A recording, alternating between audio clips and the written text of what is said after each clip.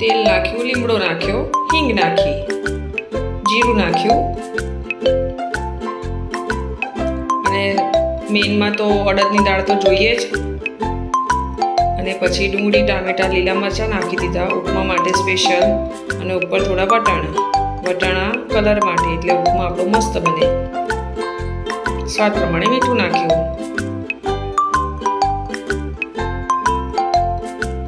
અને પછી મસ્ત રીતે બધું મિક્સ કરી દીધું.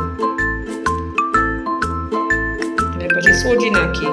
સોજી તો ઉત્તમની જ સોજી તો મને ગમે. બાઉલ ભરીને સોજી નાખી. તો 4 જણાનો ઉપમા હમણાં રેડી થઈ જશે. થોડું પાણી એડ કરીશું.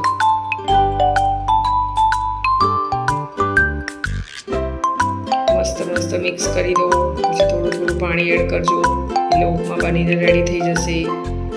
અને મિત્રો જમવા માટે આવી જજો ફટાફટ. એક કાઉચની બોટલ ભરીને પાણી રેડી દીધું. આપણો ઉપમા મસ્ત બનીને રેડી થઈ જશે. ઉપરથી થોડી કોથમીર વઘરાવી દીધી. તો જ ઉપમા ખાવાની મજા આવી. વિડીયો ગમે તો લાઈક, શેર, સબસ્ક્રાઈબ કરજો. Thank you. હર હર મહાદેવ. જય માતાજી.